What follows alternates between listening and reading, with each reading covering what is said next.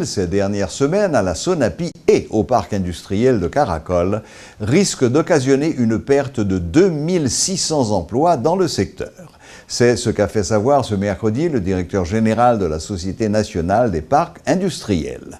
Dans le cadre d'une interview exclusive accordée à Radio et Télémétropole, Bernard Chettini confirme par ailleurs la reprise des activités à la Sonapi ainsi qu'au parc industriel de Caracol. Tout en regrettant les violences qui ont émaillé le mouvement des ouvriers, M. Chettini préconise le dialogue entre les différents acteurs dans la perspective d'une solution définitive à la crise. Reportage Éloge Milfort et Guitry Choisy. Si depuis 2 jours la situation est revenue à la normale à la Société nationale des parcs industriels Sonapi, l'arrêt de travail des ouvriers pour exiger un salaire minimum journalier de 800 gourdes aura été néfaste à la fois pour les patrons et pour les travailleurs. Entre résiliation de contrats et perte d'emploi, le bilan risque d'être lourd, nous dit Bernard Chettini, directeur général de la Sonapi.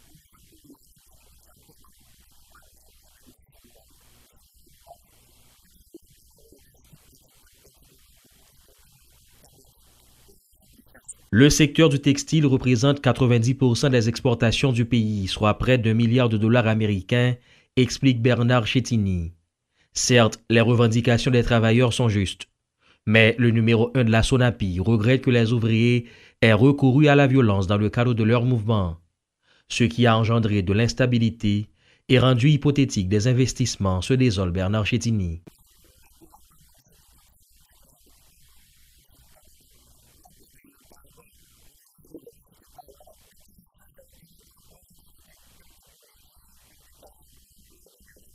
Et si les organisations syndicales n'étaient pas réellement favorables à une résolution de la crise? Pour fixer un nouveau salaire minimum, le Conseil supérieur des salaires est souverain.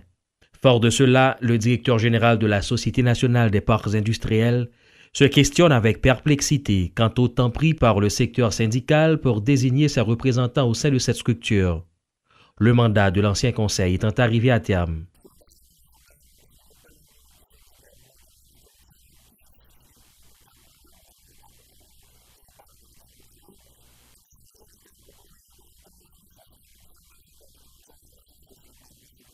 Le dialogue, c'est donc l'alternative préconisée par le directeur général de la Sonapi pour un dénouement définitif de la crise née des revendications des ouvriers. La reprise des activités dans les différentes usines du textile n'est pas une fin en soi, reconnaît Bernard Chettini.